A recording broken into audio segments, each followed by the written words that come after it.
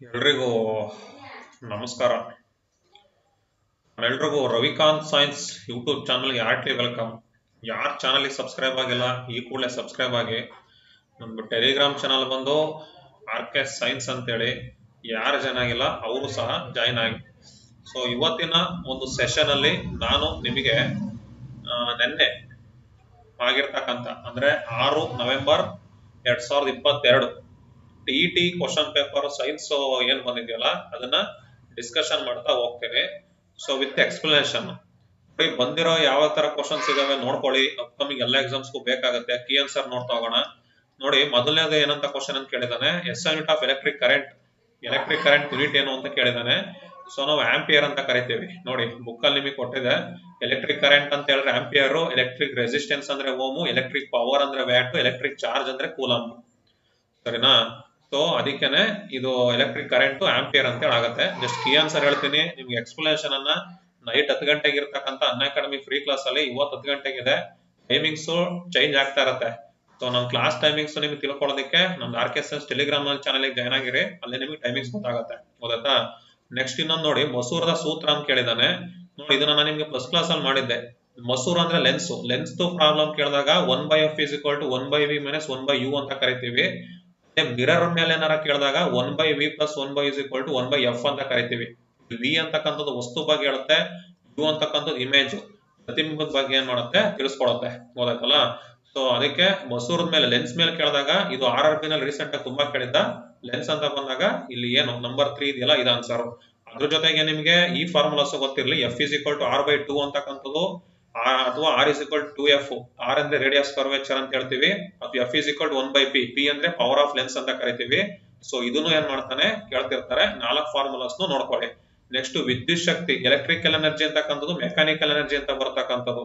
So ಯಾವ್ದ್ರಲ್ಲಿ ನೋಡಿ, so motor ಅಲ್ಲಿ ಬರ್ತಕ್ಕಂಥದ್ದು ನೋಡಿ, ನಿಮಗೆ ಇದು ಎನರ್ಜಿ ಚಾಪ್ಟರ್ ಕೊಟ್ಟಿದ್ದೀನಿ. ಮೋಟಾರ್ ಅಂತಕ್ಕಂಥದ್ದು ವಿದ್ಯುತ್ ಶಕ್ತಿನ ಯಾಂತ್ರಿಕ ಶಕ್ತಿಯಾಗಿ ಏನ್ ಮಾಡುತ್ತೆ, ಸೊ ಮಾಡುತ್ತೆ. ನೆಕ್ಸ್ಟ್ ಇದನ್ನ ಫ್ಲೆಮಿಂಗ್ ಎಡಗೈ ನಿಯಮ ಏನ್ ಮಾಡುತ್ತೆ, ಎಲೆಕ್ಟ್ರಿಕ್ ಮೋಟಾರ್ ಬಗ್ಗೆ ಹೇಳುತ್ತೆ. ಜಸ್ಟ್ MLA ಅಂತ ನೆನ್ಪಿಡ್ಕೊಳ್ಳಿ. ಅಂತ ನೆನ್ಪಿಡ್ಕೊಳ್ಳಿ. ಲೆಫ್ಟ್ ಹ್ಯಾಂಡ್ ಅಂತಕ್ಕಂಥದ್ದು ಮೋಟಾರ್ ಬಗ್ಗೆ ಹೇಳುತ್ತೆ. ರೈಟ್ ಹ್ಯಾಂಡ್ ಅಂತಕ್ಕಂಥದ್ದು ರೈಟ್ ಹ್ಯಾಂಡ್ ಅಂತಕ್ಕಂಥದ್ದು ಜನರೇಟರ್ ಬಗ್ಗೆ ಹೇಳುತ್ತೆ. ಜನರೇಟರ್ ಬಗ್ಗೆ ರೈಟ್ ಹ್ಯಾಂಡ್ MLA ಅಂತ ನೆನ್ಪಿಡ್ಕೊಳ್ಳಿ. ಲೆಫ್ಟ್ ಹ್ಯಾಂಡ್ ಬಗ್ಗೆ ಮೋಟಾರ್ ಏನ್ ಮಾಡುತ್ತೆ ತಿಳಿಸಿ ಕೊಡುತ್ತೆ. ಇದು ಯಾಂತ್ರಿಕ ಶಕ್ತಿ ಪೂರೈಸ್ತಕ್ಕಂಥದ್ದು, ಇದು ಫ್ಲೆಮಿಂಗು ಲೆಫ್ಟ್ ಹ್ಯಾಂಡ್ ಅಂತ ಕರ್ಕೋತೀವಿ. ನೆಕ್ಸ್ಟ್ ಇದ್ರದ್ದು ಯಾವ ಎನರ್ಜಿ ಏನ್ ಕನ್ವರ್ಟ್ ಆಗುತ್ತೆ ಅಂತ ನಿಮಗೆ ಎನರ್ಜಿ ಚಾಪ್ಟರ್ ಕೊಟ್ಟಿದ್ದೀನಿ. ಅದನ್ನ ನೋಡಿ. ನೈಟ್ 10 ಗಂಟೆ ಫ್ರೀ ಕ್ಲಾಸ್ ಇರುತ್ತೆ, ಜಾಯ್ನ್ ಆಗಿ. ಅಂದ್ರೆ ಅರ್ಲಿ ಸನ್ರೈಸ್ ಮತ್ತೆ ಡಿಲೇ ಸನ್ಸೆಟ್ ಯಾಕೆ ಆಗುತ್ತೆ ಅಂತ ಕೇಳಿದ್ರೆ ಬಿಕಾಸ್ ಆಫ್ ರಿಫ್ರಾಕ್ಷನ್. ನೋಡಿ, ಇಲ್ಲಿ ನಿಮ್ಗೆ ಪೇಜ್ ನಂಬರ್ ರಿಫ್ರಾಕ್ಷನ್ಸ್ ಕೊಟ್ಟಿದ್ದೀನಿ. ನೈಜ ಸೂರ್ಯ ಕಾಣೋದಕ್ಕಿಂತ 2 ನಿಮಿಷ ಮೊದಲು ಅಥವಾ ಮುಗಿದ ನಂತರ 2 ನಿಮಿಷದವರೆಗೆ ಸೂರ್ಯನ ಬಿಂಬ ಕಾಣುತ್ತೆ. ಸೊ ಅದಕ್ಕೆ, ಅಥವಾ ಸೂರ್ಯ 2 ನಿಮಿಷ ಬೇಗ ಹುಟ್ಟಿ 2 ನಿಮಿಷ ಲೇಟ್ ಆಗಿ ಮುಳುಗೋದಕ್ಕೆ ಕಾರಣ ಅಂತ ಕೇಳಿದ್ರೆ ಅದನ್ನು ನಾವೇನಂತ ಹೇಳ್ತೀವಿ, ರಿಫ್ರಾಕ್ಷನ್ ಆಫ್ ಲೈಟ್ ಅಂತ ಕರಿತೀವಿ. ಅದಕ್ಕೆ ರಿಫ್ರಾಕ್ಷನ್ ಅಂತ ಆನ್ಸರ್ ಆಗುತ್ತೆ. ನೆಕ್ಸ್ಟ್ ದ್ರವ್ಯರಾಶಿ ಮಾಸು ಮತ್ತೆ ವೆಲಾಸಿಟಿ ಇದೆ. ಸಂವೇಗ ಏನಾಗುತ್ತೆ ಅಂತ ಕೇಳಿದಾನೆ, ಮೊಮೆಂಟಮ್ ಅಂತ ಕೇಳಿದಾನೆ. ಸೊ ಮಾಸು ಮತ್ತೆ ವೆಲಾಸಿಟಿ ಸಂವೇಗ ಅಂತಕ್ಕಂಥದ್ದು P = m × v ಅಂತ ಹೇಳ್ತೀವಿ. ಬಟ್ ಇಲ್ಲಿ m² ½ m² ಅಂತ ಕೇಳಿದ್ರೆ ಇದು ಕೈನೆಟಿಕ್ ಎನರ್ಜಿ ಫಾರ್ಮುಲಾ. ಇದು ಕೈನೆಟಿಕ್ ಎನರ್ಜಿ ಅಂದ್ರೆ ½ m². ಇದು m²v mv ಅಂತಿದೆ. ಅದಕ್ಕೆ 4th ಒನ್ ಆನ್ಸರ್ ಆಗುತ್ತೆ. ಸರಿನಾ? ನೆಕ್ಸ್ಟ್ ಇನ್ನೊಂದು, ಭೂಮಿ ಮೇಲೆ 60 ನ್ಯೂಟನ್ ಇರ್ತದೆ, ಚಂದ್ರನ ಮೇಲೆ ಎಷ್ಟು ತೂಕ ಆಗುತ್ತೆ ಅಂತ ಕೇಳಿದಾನೆ. ಭೂಮಿ ಮೇಲೆ 60 ನ್ಯೂಟನ್, ಚಂದ್ರನ ಮೇಲೆ ಎಷ್ಟಾಗತ್ತೆ ಅಂತ ಹೇಳಿದೆ. ಚಂದ್ರನ ಮೇಲೆ ಆಗ್ತಕ್ಕಂಥದ್ದು 10 ನ್ಯೂಟನ್. ಯಾಕಂದ್ರೆ ನಮ್ಮಲ್ಲಿ ಗ್ರಾವಿಟಿ ಎಷ್ಟಿರುತ್ತೆ, 9.8 ಬರುತ್ತೆ. ಚಂದ್ರನಲ್ಲಿ 1.62 ಅಷ್ಟು ಬರುತ್ತೆ. ಚಂದ್ರನಲ್ಲಿ 1.62 ಅಷ್ಟು ಏನಾಗುತ್ತೆ ಕಂಡು ಬರುತ್ತೆ. ಗೊತ್ತಾ? ಸೊ ಇಲ್ಲೇನಾಗತ್ತೆ 1.62 ಅಂತ ಹೇಳಿದ್ರೆ 60 ನ್ಯೂಟನ್ ಅಂತ ಕೇಳಿದ್ರೆ 1/6 ಅಂದ್ರೆ 10. ಅದಕ್ಕೇನೆ 10 ನ್ಯೂಟನ್ ಅಂತೇಳಿ ಆನ್ಸರ್ ಆಗತ್ತೆ. ಸರಿನಾ? ಸೊ ನೋಡಿ, ಒಂದ್ ವೇಳೆ ಡಿಫ್ರೆನ್ಸ್ ಅರ್ಥ ಮಾಡ್ಕೊಳ್ಳಿ. ಸೇಮ್ ಡಿಟ್ಟೋ ಕ್ವಶನ್ಸ್ ಬಂದಿದೆ ನೋಡಿ. 6ರಷ್ಟು ಕಡಿಮೆ ಇದೆ, ಚಂದ್ರ ಮೇಲೆ ನಿಂತಾಗ ತೂಕ ಎಷ್ಟಾಗತ್ತೆ ಕರೆಕ್ಟ್ ಬುಕ್ ಅಲ್ಲಿ ಇದ್ದಿದೆ. ಒಂಥರ ಬುಕ್ ನೇ ನೋಡ್ಕೊಂಡು ಕ್ವಶನ್ ಪೇಪರ್ ತೆಗೆದಿರೋ ತರ ಇದೆ. ಹೌದಾ? ಸೊ 10 ನ್ಯೂಟನ್ 10 kg × m/s ಬಂತು. ಸೊ ಅದಕ್ಕೆ ಅಲ್ಲ ಆಯ್ತು. ಒಂದ್ ವೇಳೆ ಡಿಫ್ರೆನ್ಸ್ ಅರ್ಥ ಮಾಡ್ಕೊಳ್ಳಿ. 60 kg ಇದ್ರೆ ಚಂದ್ರನ ಮೇಲೆ ಇಟ್ಟಾಗ ಎಷ್ಟಾಗುತ್ತೆ ಅಂತ ಕೇಳಿದ್ರೆ 60 kgನೇ. ಯಾಕಂದ್ರೆ kg ಅಂದ್ರೆ mass is independent of gravity. ಅಂದ್ರೆ 60 kg ಇದ್ರೆ ಚಂದ್ರನ ಮೇಲೆ 60 kgನೇ, ಭೂಮಿ ಮೇಲೆ 60 kgನೇ. ಅದೇ ನಿಮ್ಗೆ ಏನಾದ್ರು 60 ನ್ಯೂಟನ್ ಅಂತ ಕೇಳಿದ್ರೆ ವೆಯ್ಟ್ ಕರಿತೀವಿ. ನ್ಯೂಟನ್ ಅಂದ್ರೆ ತೂಕ ಅಂತಕ್ಕಂಥದ್ದು ಚಂದ್ರನಲ್ಲಿ ಏನಾಗುತ್ತೆ 1/6 ಆಗುತ್ತೆ. ಒಂದು ವೇಳೆ ಚಂದ್ರನಲ್ಲಿ 60 ನ್ಯೂಟನ್, ಭೂಮಿ ಮೇಲೆ ಎಷ್ಟು ಅಂತ ಕೇಳಿದಾಗ 6 ಅವಾಗ 360 ನ್ಯೂಟನ್ ಅಂತ ಹೇಳಿ ಆಗುತ್ತೆ. ಸರಿನಾ? ಭೂಮಿ ಮೇಲಿಂದ ಚಂದ್ರನಲ್ಲಿ 1/6 ಅಷ್ಟು ಕಡಿಮೆ ಆಗುತ್ತೆ, 6 ಪಟ್ಟು ಕಡಿಮೆ ಆಗುತ್ತೆ. ಚಂದ್ರಗಿಂತ ಭೂಮಿನಲ್ಲಿ 6 ಪಟ್ಟು ಜಾಸ್ತಿ ಇರ್ತದೆ. ಸರಿನಾ? ನೆಕ್ಸ್ಟ್ ದ್ರವಗಳ ಸಾಪೇಕ್ಷ ಸಾಂದ್ರತೆಯನ್ನ ಕಂಡುಹಿಡಿಯೋದಕ್ಕೆ ಬಳಸ್ತಕ್ಕಂಥ ಹೈಡ್ರೋಮೀಟರ್ ನ ಆಧರಿಸಿರ್ತಕ್ಕಂಥ ತತ್ವ ಯಾವುದು ಅಂತ ಹೇಳಿದೆ, ಅದು ಆರ್ಕಿಮಿಡಿಸ್. ನೋಡಿ, 2 ಕ್ವಶನ್ ಆನ್ಸರ್ 2 ಬುಕ್ ಅಲ್ಲಿ ಇದೆ. ದ್ರವಗಳ ಸಾಂದ್ರತೆಯನ್ನು ಕಂಡುಹಿಡಿದು ಹೈಡ್ರೋಮೀಟರ್ ನಿಮಗೆ ಕೊಟ್ಟಿ ನೋಡಿ, ಹೈಡ್ರೋಮೀಟರ್ ಅಂತ ಕೊಟ್ಬಿಟ್ಟು ಸಾಪೇಕ್ಷ ಸಾಂದ್ರತೆ ಹೈಡ್ರೋಮೀಟರ್ ಅನ್ನ ಬಳಸಿ ಅಳಿಲ್ತೀವಿ. ಅದೇ ನಿಮ್ಗೆ ಪೈಕ್ನೋಮೀಟರ್ ಅಂತ ಕೊಟ್ಟನಪ್ಪ ಅಂತ ಕೇಳಿದ್ರೆ ನಿರ್ದಿಷ್ಟ ಸ್ಪೆಸಿಫಿಕ್ ಗ್ರಾವಿಟಿ ಸಾಂದ್ರತೆ ಬಾಟ್ಲ್ ಅಂತಾನು ನಾವೇನ್ ಮಾಡ್ತೀವಿ, ಕರ್ಕೋತೇವೆ. ಆರ್ಕಿಮಿಡಿಸ್ ತತ್ವ ನೋಡಿ, ಅಂದ್ರೆ ಯಾವ್ದಾರ ಒಂದು ವಸ್ತು ನೀರಲ್ಲಿ ಮುಳುಗಿದ್ರೆ ತಂದಷ್ಟೇ ತೂಕದ ನೀರನ್ನ ಏನ್ ಮಾಡುತ್ತೆ, ತೆಗೆದು ಹೊರಗಡೆ ಹಾಕತ್ತೆ ಅಂತ ಹೇಳುತ್ತೆ. ಯಾವ್ದಾರ ಒಂದು ವಸ್ತು ನೀರಿನಲ್ಲಿ ಮುಳುಗಿದ್ರೆ ತಂದಷ್ಟೇ ತೂಕದ ನೀರನ್ನ ಹೊರಗಡೆ ಹಾಕತ್ತೆ. ಆರ್ಕಿಮಿಡಿಸ್ ಕಂಡಿಡುತ್ತೆ ಇದನ್ನ. ಸರಿನಾ? ಬುಯನ್ಸಿ ಬಗ್ಗೆ ತಿಳಿಸ್ಕೊಡುತ್ತೆ. ಇದು ಸಂಪ್ಲವನ ಶಕ್ತಿ ಅಂತ ಹೇಳ್ತೀವಿ, ಅಥವಾ ತೇಲುವ ಬಲ ಅಂತ ಹೇಳ್ತೀವಿ, ಅಥವಾ ಮೇಲ್ಮುಖ ಶಕ್ತಿ ಅಂತ ಕರಿತೀವಿ, ಅದ್ರ ಬಗ್ಗೆ ತಿಳಿಸ್ಕೊಡುತ್ತೆ. ದ್ರವದ ವೇಗದಲ್ಲಿನ ಹೆಚ್ಚಳನು ಸ್ಥಿರ ಇಳಿಕೆ ಅಂತ ಹೇಳಿದೆ. ಸೊ ಅದಕ್ಕೆ ಆರ್ಕಿಮಿಡಿಸ್ ಅಂತಕ್ಕಂಥದ್ದು ಆನ್ಸರ್ ಆಗ್ತಾ ಬರುತ್ತೆ. ನೆಕ್ಸ್ಟ್ ಬುಕ್ಸ್ ಯಾರು ತಗೊಂಡಿಲ್ಲ ಅವ್ರು ಈ ಕೂಡಲೇ ಮಾರ್ಕೆಟ್ ಅಲ್ಲಿ ಬುಕ್ ನ ತಗೊಳ್ಳಿ. ಯಾರೇನು ಚಾನಲ್ ಸಬ್ಸ್ಕ್ರೈಬ್ ಆಗಿಲ್ಲ ಅವ್ರು ಈ ಕೂಡಲೇ ಚಾನಲ್ಗೆ ಸಬ್ಸ್ಕ್ರೈಬ್ ಆಗಿ ಮರೆಯಕ್ ಹೋಗ್ಬೇಡಿ. ಟೆಲಿಗ್ರಾಮ್ ಚಾನಲ್ ಬಂದು RK ಸೈನ್ಸ್, ಅದಕ್ಕೂ ಜಾಯ್ನ್ ಆಗಿ. ಯೂಟ್ಯೂಬ್ ರವಿಕಾಂತ್ ಸೈನ್ಸ್, ಅದಕ್ಕೂ ಜಾಯ್ನ್ ಆಗಿ. ದ್ರವ ರೂಪದ ಅಲೋಹ ಅಂತ ಕೇಳಿದಾಗ ಅದ ಆನ್ಸರ್ ಬಂದು ಏಕೈಕ ಬ್ರೋಮಿನ್. ನೋಡಿ, ಘನ ದ್ರವ ಅಲೋಹ ಅಂತಕ್ಕಂಥದ್ದು ಇದು ನಿಮ್ಗೆ ಮೆಟಲ್ಸ್ ನಾನ್ ಮೆಟಲ್ಸ್ ಬುಕ್ ಅಲ್ಲಿ ಇದೆ. ಘನ ದ್ರವ ರೂಪ ಅಂತ ಬಂದಾಗ ದ್ರವ ರೂಪದ ಅಲೋಹ ಬರೋದು ಬರೀ ಬ್ರೋಮಿನ್ ಮಾತ್ರ. ಅದೇ ಮರ್ಕ್ಯುರಿ ಮತ್ತೆ ಗ್ಯಾಲಿಯಂ ಅಂತಕ್ಕಂಥದ್ದು ದ್ರವ ರೂಪದ ಲೋಹ. ಅದು ಲಿಕ್ವಿಡ್ ನಾನ್ ಮೆಟಲ್ ಅಂತ ಕೇಳಿದ್ರೆ ಬ್ರೋಮಿನ್, ಲಿಕ್ವಿಡ್ ಮೆಟಲ್ ಅಂತ ಕೇಳಿದ್ರೆ ಮರ್ಕ್ಯುರಿ ಮತ್ತೆ ಗ್ಯಾಲಿಯಂ ಆನ್ಸರ್ ಆಗುತ್ತೆ. ನೆಕ್ಸ್ಟ್ ವಿನೆಗಾರ್ ನ ಸೂತ್ರ ಏನಂತ ಕೇಳಿದ್ರೆ CH3COH. ಯಾಕಂದ್ರೆ ವಿನೆಗಾರ್ ಅಲ್ಲಿ ಬರ್ತಕ್ಕಂಥ ಅಸಿಟಿಕ್ ಆಸಿಡ್ CH3COH ಅಂತ ಹೇಳ್ತೀವಿ, ಅಥವಾ ಎಥನಾಯಿಕ್ ಆಸಿಡ್ ಅಂತಾನು ಕರಿತೀವಿ. Both are same. Acetic acid ಅಂದ್ರೂ ಅದೇ, ಎಥನಾಯಿಕ್ ಆಸಿಡ್ ಅಂತ ಹೇಳಿದ್ರು ಅದೇ. ಸೊ ವಿನೆಗಾರ್ ಅಂತ ಕೊಟ್ಟಿದ್ದಾನೆ, 3 ಏನಾಗುತ್ತೆ, ಒಂದೇ ಆಗತ್ತೆ, ಅದೇ ಆನ್ಸರ್. ನೆಕ್ಸ್ಟ್ N ಕಕ್ಷೆಯಲ್ಲಿ ಎಷ್ಟು ಅಂತ ಕೇಳಿದಾನೆ. ನೋಡಿ, ಕಕ್ಷೆಗಳು ಮೈನ್ ಆಗಿ ಒಟ್ಟು ಈ ತರ ಕಕ್ಷೆ ಇಲ್ಲಿ ಏನ್ ನೋಡ್ತಾ ಇದೀರಲ್ಲ, ಒಟ್ಟು 4 ಬರ್ತವೆ. KLMN ಅಂತ ಹೇಳ್ತೀವಿ. KLMN ಅಂತಕ್ಕಂಥ ನೋಡಿ ಇಲ್ಲಿ, ಇದು K, ಇದು L, ಇದು M, ಇದು ಬರ್ತಕ್ಕಂಥದ್ದು N. K ನಲ್ಲಿ ನಾವು ಒಟ್ಟು ಎಷ್ಟಿಲ್ಲ 2 ತುಂಬೋದು, L ಅಲ್ಲಿ 8ನ್ನ, M ಅಲ್ಲಿ 18ನ್ನ, N ಅಲ್ಲಿ 32 ಎಲೆಕ್ಟ್ರಾನ್ಸ್ ಅನ್ನ ತುಂಬೋದು. ಹೋಗತ್ತಾ? ಸೊ ಇದನ್ನ ಕಂಡುಹಿಡಿಯಕ್ಕೆ ಯೂಸ್ ಮಾಡೋ ಫಾರ್ಮುಲಾ ಯಾವುದು ಅಂತಾನು ನಿಮ್ಗೆ ಎಕ್ಸಾಮ್ ಅಲ್ಲಿ ಕೇಳ್ತಾನೆ. 2n² ಅಂತ ಗೊತ್ತಿರಲಿ. ವಿವಿಧ ಕಕ್ಷೆಯಲ್ಲಿ ಇರತಕ್ಕಂಥ ಎಲೆಕ್ಟ್ರಾನ್ಸ್ ನ ಕಂಡುಹಿಡಿಯಕ್ಕೆ ಯೂಸ್ ಮಾಡೋ ಫಾರ್ಮುಲಾ ಯಾವುದು ಅಂತ ಹೇಳ್ತಾನೆ, 2n² ಅಂತ ಗೊತ್ತಿರಲಿ. ಅರ್ಥ ಆಯ್ತಾ? ಸೊ ಸದ್ಯಕ್ಕೆ ಇಲ್ಲಿ N ಕಕ್ಷೆಯಲ್ಲಿ ಎಷ್ಟು ಅಂತ ಕೇಳಿದಾನೆ, N ಅಂತ ಕೊಟ್ಟಿರೋದ್ರಿಂದ ಅದ ಆನ್ಸರ್ ಏನಾಗುತ್ತೆ, 32 ಅಂತಕ್ಕಂಥದ್ದು ಆನ್ಸರ್ ಆಗತ್ತೆ. 32 ಇಸ್ ದಿ ಆನ್ಸರ್. ಡಿಫ್ರೆನ್ಸ್ ಅರ್ಥ ಆಯ್ತಲ್ಲ? ಸೊ ಇದು ಬೇಡಿ. ನೆಕ್ಸ್ಟ್ ಅದೇ ಉಪಕವಚಗಳ ಬಗ್ಗೆ ಕೇಳಿದಾಗ SPDF ಅಲ್ಲಿ ಎಷ್ಟು ಎಲೆಕ್ಟ್ರಾನ್ಸ್ ನ ತುಂಬಬಹುದು ಅಂತ ಕೇಳಿದ್ರೆ 2, 6, 10 ಮತ್ತೆ 14 ಅಂತೇಳಿ ಗೊತ್ತಿರಲಿ. ಅರ್ಥ ಆಯ್ತಾ? ನೆಕ್ಸ್ಟ್ ಇನ್ನೊಂದು ಕ್ವಶನ್ ಅಲ್ಲೇ ಇದೆ, ನೀರಿನಲ್ಲಿರ್ತಕ್ಕಂಥ ಹೈಡ್ರೋಜನ್ ಮತ್ತು ಆಕ್ಸಿಜನ್ ದ್ರವ್ಯರಾಶಿ ಅನುಪಾತ ಮಾಲಿಕ್ಯುಲರ್ ಮಾಸ್ ಎಷ್ಟು ಅಂತ ಕೇಳ್ತಾ ಇದ್ದಾನೆ. ಈಗ ಹೈಡ್ರೋಜನ್ ಅಂತಕ್ಕಂಥದ್ದು H2O ಅಂತಿದೆ. ಈಗ ನೀರಿಂದು ಫಾರ್ಮುಲಾ ನಾವೇನಂತ ಹೇಳ್ತೀವಿ, H2O ಅಂತ ಕರಿತೀವಿ. ಹೌದಾ? ಸೊ ಇದ್ರ ಹೈಡ್ರೋಜನ್ದು ಮಾಸ್ ಎಷ್ಟು ಅಂತ ಕೇಳಿದ್ರೆ 1, 2 × 1 ಆಗತ್ತೆ. ಓಕೆನಾ?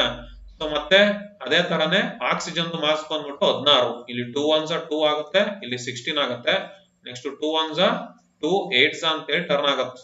2 1s 2 8s ಅಂತ ಹೇಳಿ ಟರ್ನ್ ಆಗುತ್ತೆ. ಅದಕ್ಕೆ ನಾವ್ ಇದನ್ನ 1:8 ಅಂತ ಹೇಳಿ ಕರಿತೀವಿ. ಗೊತ್ತಾಯ್ತಾ? H2O ಅಂತ formula. Hydrogen mass 1, oxygen mass 16. 2 1s 2, next 16 ಇದೆ. 2 1s 2 8s ಆಯ್ತು. ಸೊ 1:8 ಬಂತು. ಸರಿನಾ? ಅದಕ್ಕೆ 1:8 ಆನ್ಸರ್ ಆಗತ್ತೆ.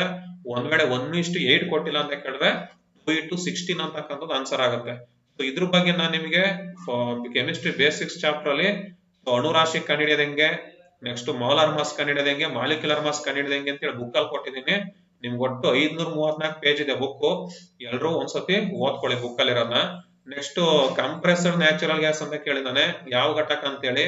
ನೋಡಿ, ನ್ಯಾಚುರಲ್ ಗ್ಯಾಸ್ ಅಲ್ಲಿ ಬರ್ತಕ್ಕಂಥದ್ದು ಸೊ ಮೀಥೇನ್ ಮತ್ತೆ ಈಥೇನ್ ಬರುತ್ತೆ. ಕಂಪ್ರೆಸ್ಡ್ ನ್ಯಾಚುರಲ್ ಗ್ಯಾಸ್ ಅಂತಕ್ಕಂಥದ್ದು ವಾಹನಗಳಲ್ಲಿ ಇಂಧನವಾಗಿ ಬಳಸ್ತಕ್ಕಂಥ ನೈಸರ್ಗಿಕ ಅನಿಲ. ಇದು CNG ಅಂತ ಹೇಳಿದ್ರೆ ಸಾಮಾನ್ಯವಾಗಿ ಅನಿಲ ಸ್ಥಿತಿನಲ್ಲಿ 200 ರಿಂದ 250 kg/cm² ಒತ್ತಡವರೆಗೆ ಏನಾಗುತ್ತೆ, ಕಂಡು ಬರುತ್ತೆ. ಅದಕ್ಕೆ ನ್ಯಾಚುರಲ್ ಗ್ಯಾಸ್ ಅಲ್ಲಿ ಬರ್ತಕ್ಕಂಥದ್ದು ಮೀಥೇನ್ ಅಂತ ಹೇಳ್ತೀವಿ. ಸೈಕ್ಲೋ ಆಲ್ಕೇನ್ ಫಾರ್ಮುಲಾ ಕೇಳಿದಾನೆ, ಸ್ವಲ್ಪ ಅಪ್ಲೈಡ್ ಕೇಳಿದಾನೆ. ನೋಡಿ, ಸೈಕ್ಲೋ ಆಲ್ಕೇನ್ಸ್ ಆಗಿರ್ಬೋದು ಅಥವಾ ಆಲ್ಕೀನ್ಸ್ ಆಗಿರ್ಬೋದು, ಎರಡರದು ಫಾರ್ಮುಲಾ CnH2n. ಎರಡರದು ಫಾರ್ಮುಲಾ ಬಂದು CnH2n ಅಂತಾನೆ ಹೇಳ್ತೇವೆ. ಸರಿನಾ? ಸೊ ಅದಕ್ಕೆ ಆನ್ಸರ್ ಏನಾಗುತ್ತೆ CnH2 ಏನಾಗುತ್ತೆ. ನೆಕ್ಸ್ಟ್ ಹೈಡ್ರೋಜನ್ ಕ್ಯಾಲರಿಫಿಕ್ ವ್ಯಾಲ್ಯೂ ಅಥವಾ ಹೈಡ್ರೋಜನ್ ಕ್ಯಾಲರಿಫಿಕ್ ವ್ಯಾಲ್ಯೂ ಬಂದ್ಬಿಟ್ಟು 150ನೇ ಸರಿನಾ, ಅಥವಾ 150 ಕಿಲೋಜೌಲ್ ಪರ್ ಗ್ರಾಮ್ ಅಂತ ಕೇಳಿದಾನೆ. ಕಿಲೋಜೌಲ್ ಪರ್ ಗ್ರಾಮ್ 150 ಅಂತಾನು ಕೊಟ್ಟಿದ್ದಾನೆ. So sir kilojoule per KG ಅಂತ ಹೇಳ್ಕೊಂಡು 150 ಕಿಲೋಜೌಲ್ ಪರ್ ಗ್ರಾಮ್ ಅಂತಾನು ತಗೋತೀವಿ. ಹೈಡ್ರೋಜನ್ಗೆ ನೋಡಿ ಅತಿ ಹೆಚ್ಚು ಕ್ಯಾಲರಿ ಮೌಲ್ಯ ಹೊಂದಿರತಕ್ಕಂತ ಇಂಧನ ಕೇಳಿದ್ರು ಹೈಡ್ರೋಜನ್ನೇ. ಪರಿಸರ ಸ್ನೇಹಿ ಇಂಧನ ಯಾವ್ದು ಕೇಳಿದ್ರು ಹೈಡ್ರೋಜನ್ನೇ. ನೆಕ್ಸ್ಟ್ ಭವಿಷ್ಯದ ಇಂಧನ ಫ್ಯೂಚರ್ ಫ್ಯೂಲ್ ಅಂತ ಕೇಳಿದ್ರು ಹೈಡ್ರೋಜನ್ನೇ. ನೆಕ್ಸ್ಟ್ ಎನ್ವಿರಾನ್ಮೆಂಟಲ್ ಫ್ರೆಂಡ್ಲಿ ಕೇಳಿದ್ರು ಹೈಡ್ರೋಜನ್ನೇ. ಕಡಿಮೆ ಹೊಗೆ ಬಿಡುಗಡೆ ಮಾಡ್ತಕ್ಕಂತ ಇಂಧನ ಫ್ಯೂಯಲ್ ಅಂತ ಕೇಳಿದ್ರು ಹೈಡ್ರೋಜನ್ನೇ. ಎಲ್ಲ ಹೈಡ್ರೋಜನ್ನೇ ಬರುತ್ತೆ ನೋಡಿ, ಪ್ರತಿಯೊಂದ್ರಲ್ಲೂ ಹೈಡ್ರೋಜನ್ನೇ ಜಾಸ್ತಿ ಇದೆ ಕಂಪೇರ್ ಟು ಯಾವುದಕ್ಕೆ ಸೀಮೆಎಣ್ಣೆ LPG ಎಲ್ಲ ನೋಡ್ಕೊಂಡ್ರು ಜಾಸ್ತಿನೇ ಇದೆ. ಬಟ್ ನಿಮ್ಗೆ ಇಲ್ಲಿ ಮೈನ್ ಆಗಿ LPG ನೆನ್ಪಿಡಿ. LPG 55 calorific value, hydrogen 150 ಇದೆ ಅಂತ ಗೊತ್ತಿರಲಿ. ಅವೆರಡನ್ನ ತುಂಬಾ ಕೇಳ್ತಿರ್ತಾನೆ, ನೋಡ್ಕೊಳ್ಳಿ. ನೆಕ್ಸ್ಟ್ ಬುಕ್ ಬೇಕಾದವರು ನಂದೇ ಮೊಬೈಲ್ ನಂಬರು 9132262232ಗೆ ಕಾಲ್ ಮಾಡಿ ನಾನು ನಿಮಗೆ ಹೇಳ್ತೇನೆ. ನೆಕ್ಸ್ಟ್ ಕೃತಕ ರೇಷ್ಮೆ ಅಂತ ಹೇಳ್ಬಿಟ್ಟು ಯಾವ್ದನ್ನ ಕರಿತೀವಿ ಅಂತ ಹೇಳಿ ರಯಾನು. ಇದು actually previous year KPSC question, ಇದು ಕೆಮಿಸ್ಟ್ರಿ ಲಾಸ್ಟ್ ಅಲ್ಲಿ ಕೊಟ್ಟಿದೀನಿ ನೋಡಿ. ಇದನ್ನ ಕೃತಕ ರೇಷ್ಮೆ ಮತ್ತೊಂದ್ ಹೆಸರು ರೇಯಾನ್ ಅಂತ ಕೊಟ್ಟಿದೀನಿ. ಡೈರೆಕ್ಟ್ ಇಷ್ಟೊತ್ತರೆಗೂ ನೋಡ್ರಿ ಯಾವ್ದು ಇಂಡೈರೆಕ್ಟ್ ಕ್ವಶನ್ಸ್ ಇಲ್ಲ, ಎಲ್ಲ ಡೈರೆಕ್ಟ್ ಕ್ವಶನ್ಸ್. ಮಿಕ್ಸ್ ಮಾಡದೆ ಬುಕ್ ನ ತಗೊಳ್ಳಿ. ಸೊ ನೆಕ್ಸ್ಟ್ A ಪಟ್ಟಿ B ಪಟ್ಟಿ ಕೊಟ್ಟಿದ್ದಾನೆ. ನೆಕ್ಸ್ಟ್ ಮೈಟೋಕಾಂಡ್ರಿ ಅಂತಕ್ಕಂಥದ್ದು ನಾವು ಕೋಶದ ಶಕ್ತಿ ಕೇಂದ್ರ ಅಂತ ಕರಿತೀವಿ. ಕ್ಲೋರೋಪ್ಲಾಸ್ಟ್ ಅಂತಕ್ಕಂಥದ್ದು ಅದು ದ್ಯುತಿ ಸಂಶ್ಲೇಷಣೆ ಆಗತ್ತೆ. ಲೈಸೋಸೋಮ್ ಅಂತಕ್ಕಂಥದ್ದು ಕೋಶದ ಆತ್ಮಹತ್ಯೆ ಸಂಚಿ ಅಂತ ಆಗತ್ತೆ, ಹೌದಾ. ಸೊ ಅಂದ್ರೆ BCA ಇದು ಎರಡನೇದ ಆನ್ಸರ್. ಒಂದ್ ಕಡೆಯಿಂದ ಹೇಳ್ತಾ ಹೋಗ್ತೀನಿ ನೋಡಿ. ಮೈಟೋಕಾಂಡ್ರಿಯಾಗೆ ನಾವು ಶಕ್ತಿ ಕೇಂದ್ರ, ಇಲ್ಲಿಗೆ ಶಕ್ತಿ ಕೇಂದ್ರ ಅಂತ ಕೊಟ್ಟಿದ್ದಾನೆ. ಶಕ್ತಿ ಕೇಂದ್ರನು ಅಂತ ಹೇಳ್ತೀವಿ, ಉಸಿರಾಟದ ಅಂಗ ಅಂತ ಕರಿತೀವಿ, ಶಕ್ತಿ ಅಡುಗೆ ಮನೆ ಅಂತಾನು ಹೇಳ್ತೀವಿ. ಶಕ್ತಿ ಅಡುಗೆ ಮನೆ ಗೊತ್ತಾಯ್ತಾ. ಸೊ ಅಥವಾ ಗ್ಲೂಕೋಸ್ ಆಕ್ಸಿಜನ್ ಆಗಿ ಬಳಸಿಕೊಂಡು ಶಕ್ತಿಯಾಗಿ ಪರಿವರ್ತನೆ ಆಗ್ತಕ್ಕಂಥ ಅಂಗ ಅಂತಾನು ಹೇಳ್ತೀವಿ, ಶಕ್ತಿ ಕೇಂದ್ರ ಅಂತಾನು ಕರಿತೀವಿ. ಇದೆಲ್ಲ ಒಂದೇನೆ. ಶಕ್ತಿ ಕೇಂದ್ರ ಅಂತ ಯಾಕೆ ಕರಿತೀವಿ? ಮೈಟೋಕಾಂಡ್ರಿಯಾವು ಜೀವಕೋಶದ ಶಕ್ತಿ ಅಂಗವಾದ ATP ಯನ್ನು ಉತ್ಪಾದಿಸುವ ಜೀವಕೋಶದ ಅಂಗ ಆಗಿರುತ್ತದೆ. ಅಂದ್ರೆ ನಮ್ಮ ದೇಹದಲ್ಲಿ ಶಕ್ತಿ ಅಂತಕ್ಕಂಥದ್ದು ATP ಫಾರ್ಮ್ ಅಲ್ಲಿ ಸ್ಟೋರೇಜ್ ಇರುತ್ತೆ, ಅಡಿನೋಸಿನ್ ಟ್ರೈಫಾಸ್ಫೇಟ್ ಅಂತ ಹೇಳಿ. ಸೊ ATP ಅಂತಕ್ಕಂಥದ್ದು ಎಲ್ಲಿರುತ್ತೆ ಅಂತ ಕೇಳಿದ್ರೆ ಮೈಟೋಕಾಂಡ್ರಿಯಾದಲ್ಲಿ ಬರುತ್ತೆ. ಮೈಟೋಕಾಂಡ್ರಿಯಾದಲ್ಲಿ ATP ಬರೋದ್ರಿಂದ ನಾವು ATP ಅನ್ನ power house of the cell ಅಂತ ಏನ್ ಮಾಡ್ತೀವಿ, ಮೈಟೋಕಾಂಡ್ರಿಯಾ ನಾವು power house of the cell ಅಂತ ಹೇಳ್ತೀವಿ ನೋಡಿ. ಅದೇ ಲೈಸೋಸೋಮ್ ಅಂತ ಬಂದಾಗ ಹಳೆ ಸೆಲ್ಸ್ ಗಳನ್ನ ನಾಶ ಮಾಡಿಸೋದಕ್ಕೆ ಹೆಲ್ಪ್ ಮಾಡುತ್ತೆ, ಅಥವಾ ಕ್ಯಾನ್ಸರ್ ಕಾರಕ ಸೆಲ್ಸ್ ಗಳನ್ನ ನಾಶ ಮಾಡೋದಕ್ಕೆ ಹೆಲ್ಪ್ ಮಾಡೋದ್ರಿಂದ ಜೀವಕೋಶದ ಆತ್ಮಹತ್ಯೆ ಸಂಚಿ ಸೂಸೈಡ್ ಬ್ಯಾಗ್ಸ್ ಅಂತೇಳಿ, ಅಥವಾ ಗಾರ್ಬೇಜ್ ಡಿಸ್ಪೋಸಲ್ ಕಸ ವಿಲೇವಾರಿ ಅಂತೇಳಿ ನಾವು ಲೈಸೋಸೋಮ್ ಏನ್ ಮಾಡ್ತೀವಿ ಹೇಳ್ತೀವಿ. ಸೇಮ್ ಅದೇ ತರ ಕ್ಲೋರೋಪ್ಲಾಸ್ಟಿಕ್ ಹೇಳೋದಾದ್ರೆ ದ್ಯುತಿ ಸಂಶ್ಲೇಷಣೆ ಅಂತಕ್ಕಂಥದ್ದು ಇಲ್ಲಿ ನಡೆಯೋದ್ರಿಂದ ಸಸ್ಯದ ಅಡಿಗೆ ಕೋಣೆ kitchen house of the plant ಅಂತ ಏನ್ ಮಾಡ್ತೀವಿ ನಾವು ಹೇಳ್ತೀವಿ. Kitchen house of the plant ಅಂತಾನು ನಾವು ಇದೇ ಕ್ಲೋರೋಪ್ಲಾಸ್ಟಿಕ್ ಗೆ ಕರೆಯೋದು ಇದೇನೆ ನೋಡಿ. ಮತ್ತೆ ಕ್ಲೋರೋಪ್ಲಾಸ್ಟ್ ಅಲ್ಲಿ ಮಾರ್ನಿಂಗ್ ಟೈಮ್ ಕಾರ್ಯನಿರ್ವಹಿಸೋದು ಯಾವ್ದು ಅಂತ ಕೇಳಿದ್ರೆ ಮಾರ್ನಿಂಗ್ ಟೈಮ್, ಡೇ ಟೈಮ್ ಬರ್ತಕ್ಕಂಥದ್ದು ಗ್ರಾನ, ನೈಟ್ ಟೈಮ್ ಯಾವ್ದು ಕಾರ್ಯನಿರ್ವಹಿಸುತ್ತೆ ಅಂತ ಕೇಳಿದ್ರೆ ಸ್ಟ್ರೋಮಾ, ಗೊತ್ತಾ. ಒಬ್ಬ ವ್ಯಕ್ತಿ ದಿನ ಬೆಳಿಗ್ಗೆ ಎದ್ದಾಗ ಪ್ರಾರಂಭ ಆಗ್ತದೆ, ಬೆಳಿಗ್ಗೆ ಎದ್ದಾಗ ಗುಡ್ ಮಾರ್ನಿಂಗ್ ಅಂತ ಹೇಳ್ತೀವಿ, ಹೌದಾ. ಗ್ರಾನ್ ಅಂತಕ್ಕಂಥದ್ದು ಮಾರ್ನಿಂಗ್ ಟೈಮ್ ಕಾರ್ಯನಿರ್ವಹಿಸುತ್ತೆ, ಡೇ ಟೈಮು ಸ್ಟ್ರೋಮ್ ಅಂತಕ್ಕಂಥದ್ದು ನೈಟ್ ಟೈಮ್ ಕಾರ್ಯನಿರ್ವಹಿಸುತ್ತೆ ಅಂತ ನೆನ್ಪಿಡ್ಕೊಳ್ಳಿ. ಸಿಂಪಲ್ ಇದೆ ಅದು. ನೆಕ್ಸ್ಟ್ ಕೊಬ್ಬೆಲ್ ಸ್ಟೋರೇಜ್ ಆಗುತ್ತೆ ಅಂತ ಕೇಳಿದಾನೆ, ಅದು ಅಡಿಪೋಸ್. ಅದು ನಿಮಗೆ ಫ್ಯಾಟ್ ಅಲ್ಲಿ ಕೊಟ್ಟಿದ್ದಾನೆ, ಕೊಬ್ಬು ಅಡಿಪೋಸ್ ಅಂಗಾಂಶದಲ್ಲಿ ಶೇಖರಣೆಗೊಂಡಿರುತ್ತೆ ಅಂತೇಳಿ. ಅದೇ ನಿಮ್ಗೆ ಏನಾದ್ರು ಕೊಲೆಸ್ಟ್ರಾಲ್ ಅಂತ ಕೇಳಿದ್ರೆ ಅದು ಬ್ಲಡ್ ಅಲ್ಲಿ ಸ್ಟೋರೇಜ್ ಆಗುತ್ತೆ. ಕೊಲೆಸ್ಟ್ರಾಲ್ ಅಂತಕ್ಕಂಥದ್ದು ಬ್ಲಡ್ ಅಲ್ಲಿ, ಕೊಬ್ಬು ಅಂತಕ್ಕಂಥದ್ದು ಅಡಿಪೋಸ್ ಅಲ್ಲಿ. ನೆಕ್ಸ್ಟ್ ಉಸಿರಾಟ ಅನಿಲ ಅಂದ್ರೆ ಗ್ಯಾಸಸ್ ಎಕ್ಸ್ಚೇಂಜ್. ಸೊ ಇದು ಆರಾಮಾಗಿ ಟಿಕ್ ಹಾಕ್ಬೋದು ನೀವು ಇಲ್ಲಿ ನೋಡಿ, ಯಾಕಂದ್ರೆ ಬುಕ್ ಅಲ್ಲಿ ಡೈರೆಕ್ಟ್ ಇದೆ. ಅನಿಲಗಳ ವಿನಿಮಯ ಎಕ್ಸ್ಚೇಂಜ್ ಆಫ್ ಗ್ಯಾಸಸ್ ಎಲ್ಲಿ ನಡೆಯುತ್ತೆ ಅಂತ ಹೇಳಿದೆ, ಅಲ್ವಿಯೋಲೈ ಗಾಳಿ ಚೀಲದಲ್ಲಿ ಕಾಣ್ತಾ ಇದೆಯಾ, ಅಲ್ವಿಯೋಲೈ ಅಂತ ಹೇಳ್ತೀವಿ, ಡೈರೆಕ್ಟ್ ಆಗಿ ಕೊಟ್ಟಿದ್ದೇನೆ. ಸೊ ಅಲ್ಲಿವೆ ಗಾಳಿ ಚೀಲದಲ್ಲಿ ಏನಾಗುತ್ತೆ ಈ ಒಂದು ಪ್ರೊಸೆಸ್ ನಡೀತದೆ, ಅನಿಲಗಳ ವಿನಿಮಯ ಆಗ್ತಕ್ಕಂಥದ್ದು ಗ್ಯಾಸಸ್ ಎಕ್ಸ್ಚೇಂಜ್ ಅಲ್ವಿಯೋಲೈ ಅಂತ ಕರ್ಕೋತೀವಿ ಅಷ್ಟೇ. ನೆಕ್ಸ್ಟ್ ನೋಡಿ, ಇದು ಕೋಡ್ ಮೇಲೆ ಕ್ವಶನ್ ಆಗಿದೆ. ಫ್ಲವರ್ ಅಂದ್ರೆ the part of flower the develop into seeds, ಸಸ್ಯದ ಯಾವ ಭಾಗ ಬೀಜವಾಗಿ ಬೆಳವಣಿಗೆ ಆಗತ್ತೆ ಅಂತ ಹೇಳಿದೆ. ಸೊ ನಿಮ್ಗೆ ಹೇಳಿದ್ದೆ ಕೋಡ್ ಓದೇ ಬಿಡಿ. ಹಣ್ಣು ಅಂತಕ್ಕಂಥದ್ದು ಸಸ್ಯದಲ್ಲಿ ಫ್ಲವರ್ ಅಲ್ಲಿ ಬರ್ತಕ್ಕಂಥ ಓರಿ ಪಾರ್ಟ್ ಇಂದ ಅಭಿವೃದ್ಧಿ ಆಗತ್ತೆ, ಬೀಜ ಅಂತಕ್ಕಂಥದ್ದು ಓವ್ಯೂಲ್ ಪಾರ್ಟ್ ಇಂದ ಅಭಿವೃದ್ಧಿ ಆಗತ್ತೆ. ಯಾವುದೇ ಒಂದು ಹಣ್ಣಿನಲ್ಲಿ ಬೀಜ ಅಂತಕ್ಕಂಥದ್ದು ಒಳಗಿರ್ತದೆ, ಹಣ್ಣಿನ ಭಾಗ ಅಂತಕ್ಕಂಥದ್ದು ಹೊರಗಿರತ್ತೆ. ಹಳ್ಳಿ ಕಡೆ ಒಂದ್ ಮಾತಿದೆ, ಗಂಡಾದವನು ಹೊರ ಕೆಲಸ ಮಾಡ್ಬೇಕು ಮತ್ತು ಹೆಣ್ಣಾದವಳು ಒಳ ಕೆಲಸ ಮಾಡ್ಬೇಕು. ಒಂದು ಗಂಡಿಗೆ ಮದುವೆ ಆಗಿದ್ರೆ ರೀ ಅಂತೇಳಿ ಕರೀತಾರೆ, ಅದನ್ನ ಓವರಿ ಅಂತ ಅರ್ಥ ಮಾಡ್ಕೊಳ್ಳಿ. ಗಂಡಿಗೆ ಮದುವೆ ಆಗಿದ್ರೆ ರೀ ಅಂತ ಗಂಡನಿಗೆ ಏನಂತಾರೆ ರೀ ಅಂತ ಹೇಳ್ತಾರೆ. ಓವರಿ ಅಂತ ಹೇಳ್ದೆ. ಅಂದ್ರೆ ಹಣ್ಣು ಅಂತಕ್ಕಂಥದ್ದು ಯಾವುದೇ ಒಂದು ಸಸ್ಯದಲ್ಲಿ ಹಣ್ಣು ಅಂತಕ್ಕಂಥದ್ದು ಹೊರಗಿರುತ್ತೆ, ಸೀಡ್ಸ್ ಬೀಜ ಅಂತಕ್ಕಂಥದ್ದು ಒಳಗ್ ಬರುತ್ತೆ. ಈಗ ಮಾವಿನಕಾಯಿ ತಗೊಳ್ಳಿ, ಕಿತ್ಲೆಹಣ್ಣು ತಗೊಳ್ಳಿ, ಸೇಬ್ ತಗೊಳ್ಳಿ, ಹಣ್ಣು ಸುತ್ತ ಇರುತ್ತೆ, ಸೀಡ್ಸ್ ಅಂತಕ್ಕಂಥದ್ದು ಬೀಜ ಅಂತಕ್ಕಂಥದ್ದು ಒಳಗಿರುತ್ತೆ. ಹೌದಾ? ಅಂದ್ರೆ ಹಣ್ಣು ಅಂತಕ್ಕಂಥದ್ದು ಓವರಿ ಭಾಗದಿಂದ ಅಭಿವೃದ್ಧಿ ಆಗತ್ತೆ, ಸೀಡ್ಸ್ ಬೀಜ ಅಂತಕ್ಕಂಥದ್ದು ಓವಿಲ್ ಭಾಗದಿಂದ ಅಭಿವೃದ್ಧಿ ಆಗತ್ತೆ ಅಂತ ಅರ್ಥ. ಅವ್ನ ಕ್ವಶನ್ ಏನಂತ ಕೇಳಿದಾನೆ, the part of flower the development seeds, seeds ಬೀಜ ಡೆವಲಪ್ಮೆಂಟ್ ಆಗ್ತಕ್ಕಂಥದ್ದು ಓವಿಯಲ್, ಹಣ್ಣು ಅಂತ ಕೇಳಿದ್ರೆ ಅದು ಓವರಿ, ಫ್ರೂಟ್ ಅಂತಕ್ಕಂಥದ್ದು ಓವರಿ ಆಗ್ತಿತ್ತು. ಸಿಂಪಲ್ ಇದೆ. Next the highest unit, basic unit of the classification ಅಂತ ಕೇಳಿದಾನೆ. ಓಕೆನಾ? Highest unit and basic unit ಅಂತ ಕೇಳಿದಾನೆ. ಹೈಯೆಸ್ಟ್ ಯೂನಿಟ್ ಅಂತ ಬರ್ತಕ್ಕಂಥ ನೋಡಿ ಇಲ್ಲೇ ನೀವೇ ನೋಡಬೇಡಿ. ಸೊ ಬೇಸಿಕ್ ಯೂನಿಟ್ ಅಂತ ನಾವು ಸ್ಪೀಸಿಸ್ ಜಾತಿಗಳಿಗೆ ಹೇಳ್ತೀವಿ. ಹೈಯೆಸ್ಟ್ ಅಂತ ಹೇಳ್ತಕ್ಕಂಥದ್ದು ಕಿಂಗ್ಡಮ್ ಹೇಳ್ತೀವಿ. ಡೊಮೈನು ಬ್ಯಾಕ್ಟೀರಿಯಾದಲ್ಲಿ ಬರುತ್ತೆ, ಬ್ಯಾಕ್ಟೀರಿಯಾ, ಅರಾಕಿಯಾ ಅವೆಲ್ಲ ಡೊಮೈನ್ ಅಲ್ಲಿ ಬರುತ್ತೆ. ಅದು ಬಿಟ್ರೆ Kingdom, phylum, class, order, family, genus, species ಅಂತ ಹೇಳಿ ಬರುತ್ತೆ. ಸೊ ಸ್ಪೀಸಿಸ್ ಗೆ ನಾವು ಬೇಸಿಕ್ ಯೂನಿಟ್ ಆಫ್ ಅಂತ ಕರಿತೀವಿ, ಕಿಂಗ್ಡಮ್ ಗೆ ನಾವು ಮೇನ್, ಅದನ್ನೇ ಕೇಳಿರೋದಿಲ್ಲಿ. ಸೊ ಬೇಸಿಕ್ ಅಂತ ಬಂದಾಗ ಸ್ಪೀಸಿಸ್ ಆಗುತ್ತೆ, ಹೈಯೆಸ್ಟ್ ಯೂನಿಟ್ ಅಂತ ಬಂದಾಗ ಕಿಂಗ್ಡಮ್ ಆಗುತ್ತೆ. So fourth one answer, highest unit and basic unit of classification ಅಂತ ಹೇಳಿ ಕಿಂಗ್ಡಮ್ ಅಂಡ್ ಸ್ಪೀಸಿಸ್ ಏನ್ ಮಾಡ್ತೀವಿ ನಾವು ಹೇಳ್ತೀವಿ. ಸೊ ಸಿಂಪಲ್ ಆಗಿದೆ ನೋಡಿ. ಇದಕ್ಕಿಂತ ಇನ್ನೇನ್ ಬೇಕು ನಿಮ್ಗೆ ಎಕ್ಸಾಮ್ಸ್ಗೆ? ಎಷ್ಟು ಈಸಿಯಾಗಿ ಡೈರೆಕ್ಟ್ ಆಗಿ ಕೇಳ್ತಾ ಇದೀನಿ. ನಿಮ್ಗೆ ಇದೇ ತಾನೇ ಬೇಕಿರೋದು. ಇಂಡೈರೆಕ್ಟ್ ಡೈರೆಕ್ಟ್ ಬೇಕಂತ ಹೇಳ್ತೀರಿ. ಇದಕ್ಕಿಂತ ನಿಮಗೆ ಇನ್ನೊಂದು ತಗೊಳ್ಳೋ ಬದಲು ಇದನ್ನೇ ಬುಕ್ ನ ಈಗಲೇ ತಗೊಳ್ಳಿ. ನಿಮ್ಮ ಫ್ರೆಂಡ್ಸ್ ಇಲ್ಲೇ ಇದೆ, ಆರ್ಕೆ ಸೈನ್ಸ್ ಅಂತ ಹೇಳಿ ಜಸ್ಟ್ ರೀಸೆಂಟ್ ಆಗಿ ರಿಲೀಸ್ ಆಗಿರೋದು. ಎಲ್ರು ಏನ್ ಮಾಡ್ಕೊಳ್ಳಿ, ಬುಕ್ ನ ಮಿಸ್ ಮಾಡದೆ ತಗೊಳ್ಳಿ. ರಕ್ತ ಒತ್ತಡ ಅನೈಚ್ಛಿಕ ಕ್ರಿಯೆ ಅಂದ್ರೆ ನಮ್ಮ ಕಂಟ್ರೋಲ್ ಇಲ್ದಲೆ ತಾನಾಗಿ ಆಗ್ತಕ್ಕಂಥ ಕ್ರಿಯೆ, ಇನ್ವಾಲಂಟರಿ ಆಕ್ಷನ್ಸ್ ಅಂತ ಹೇಳ್ತೀವಿ. ಅದನ್ನ ನಿಯಂತ್ರಿಸ್ತಕ್ಕಂಥ ಭಾಗ ಬಂದು ಮೆಡುಲ್ಲ. ಅನೈಚ್ಛಿಕ ಕ್ರಿಯೆ ಇನ್ವಾಲಂಟರಿ ಫ್ಯಾಷನ್ ಇದು. ಇವಾಗ ಯಾರು ಬಂದ್ರೆ ಆಟೋಮೆಟಿಕ್ ನಕ್ ಬಿಡ್ತೀವಿ, ನಮ್ ಕಂಟ್ರೋಲ್ ಇರಲ್ಲ. ಈಗ ವಾಮಿಟಿಂಗ್ ಆಗ್ಬಿಡುತ್ತೆ, ನಮ್ ಕಂಟ್ರೋಲ್ ಇರಲ್ಲ. ಉಸಿರಾಟ ಮಾಡ್ತಾ ಇದೀವಿ, ನಮ್ ಕಂಟ್ರೋಲ್ ಇಟ್ಕೊಳಕ್ ಆಗಲ್ಲ. ಹಾರ್ಟ್ ಬೀಟಿಗೆ ಸ್ಟಾಪ್ ಆಗಂದ್ರೆ ಸ್ಟಾಪ್ ಆಗುತ್ತೆ ಅದು, ಇಲ್ಲ ಹಾರ್ಟ್ ಬೀಟ್ ಆಗ್ತಾ ಇರುತ್ತೆ. ನಾನು ಏನಾದ್ರು ಟಿಫನ್ ತಿಂದಿರ್ತೀನಿ, ಡೈಜೆಷನ್ ಆಗ್ಬೇಡಂದ್ರೆ ಆಗದಲ್ಲಿರತ್ತ, ಡೈಜೆಷನ್ ಆಗ್ತಾ ಇರತ್ತೆ. ಹೌದಾ? ಸೊ ಈ ತರ ಅನೈಚ್ಛಿಕ ಕ್ರಿಯೆ ಡೈರೆಕ್ಟ್ ಆಗಿದೆ ನೋಡ್ರಿ. ಒಂದು ಇದೇ ಬುಕ್ ನ ತಗೊಂಡು ಕ್ವಶನ್ ಪೇಪರ್ ತೆಗೆದಿದ್ರೆ ಅಷ್ಟೇ, ಇನ್ನೇನಿಲ್ಲ.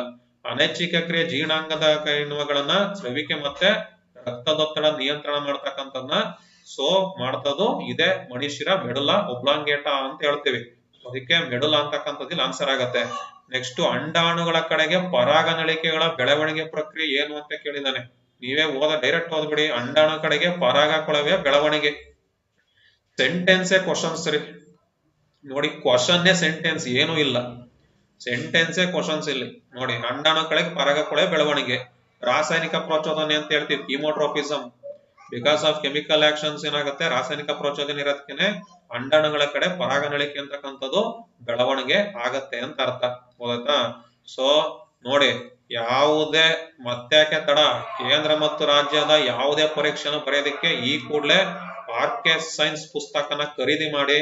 ಹೆಚ್ಚಿನ ಮಾಹಿತಿಗೆ ಅಂತೇಳಿ ನಿಮ್ಮ ರವಿಕಾಂತ್ ಸೈನ್ಸ್ ಯೂಟ್ಯೂಬ್ ಚಾನಲ್ಗೆ ಜಾಯ್ನ್ ಆಗಿ, ಆರ್ಕೆ ಸೈನ್ಸ್ ಟೆಲಿಗ್ರಾಮ್ ಚಾನಲ್ಗೂ ಸಬ್ಸ್ಕ್ರೈಬ್ ಆಗಿ. ಸೊ ಕೀ ಆನ್ಸರ್ಸ್ ಅನ್ನ ಹೇಳಿದೀನಿ.